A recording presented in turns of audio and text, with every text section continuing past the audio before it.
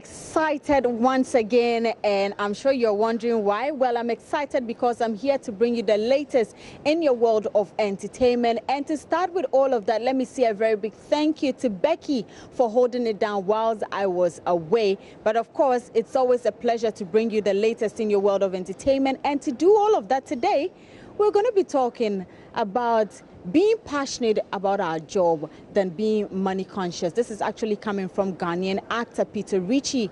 We also have an update on the latest news in town. I'm talking about Prince Harry engaged to his girlfriend. Yes, the actress. Will bring you updates on that as well. And the money that everyone seems to be talking about, the budget for the creative arts industry. It's not enough. It's not enough. Our minister says it's okay, it's not little. This and many more right here on Let's Talk Entertainment. I'm Doreen Aviu, and this is Let's Talk Entertainment. If you just joined me, this is Let's Talk Entertainment right here on JoyNews on Multi TV, and I'm Doreen Aviu. And as I mentioned earlier, Ghanaian actor Peter Ritchie has an advice for upcoming entertainers. So we can talk of movies, music, every aspect of the entertainment industry. He says that they should not be money conscious, but they should have passion for the job instead. Maybe one, we are living behind our means, but two, maybe you have other things doing which is supporting you. And sometimes as actors, we also try to understand producers when they call on us to help them, right? But one thing I would say is that when you promise to give a shilling, just give that shilling for the person to be okay, right? But if you promise to give a shilling and you're not able to give that shilling, let the person understand that this is the reason why I'm not able to give it. But don't let the person feel rejected and make it look like I finished using you, therefore I don't need you anymore. The next thing is we may be doing something on our own apart from maybe shooting. I think that that is one thing that is helping me personally, because apart from movie, I'm actually doing something which keeps me going. What's that? You don't want to share with us? Keeps me going, sure. So basically, you just don't have to do one thing. Don't just come into movie because, hey, this guy entered into movie and 2 weeks, 3 weeks, he is driving this car. So what can I also do? And today we see them going, exposing their body everywhere, thinking that that will take them there. But no, the passion for the job and think about what to do to sustain yourself rather than wanting the shortcut. And those shortcut people climb and they fall. Since when the cops become your competition?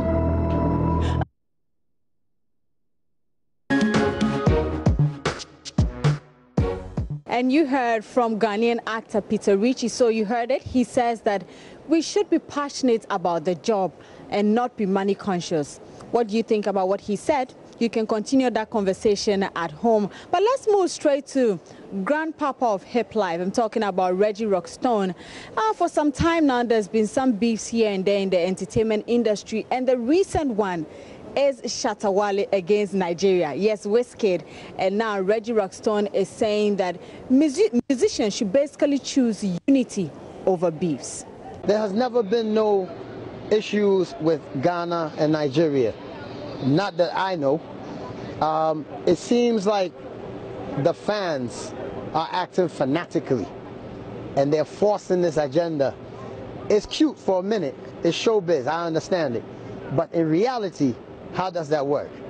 We also have to be careful how we evoke old sentiments, because Ghana and Nigeria have a very dark past.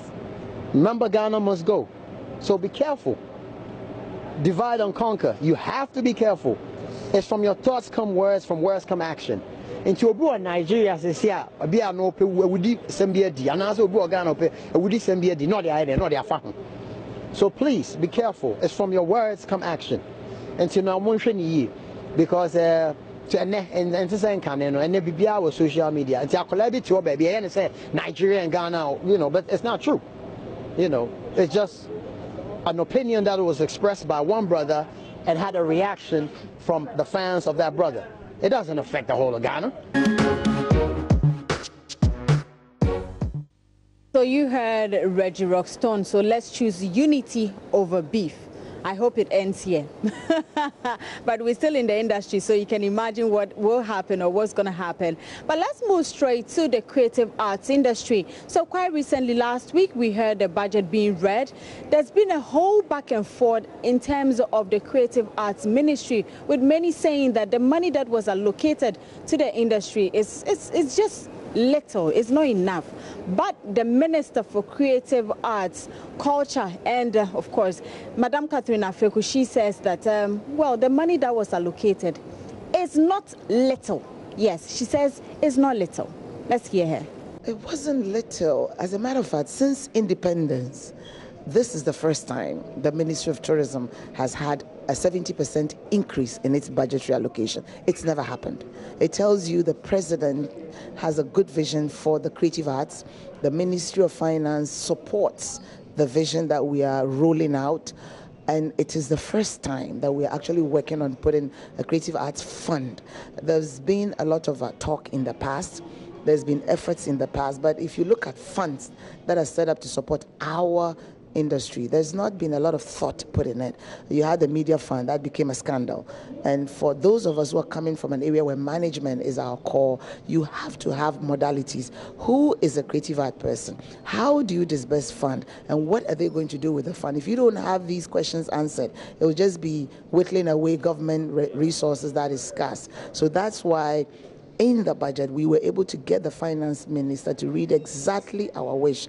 Feasibility study will be conducted to start the process of creating a creative arts fund.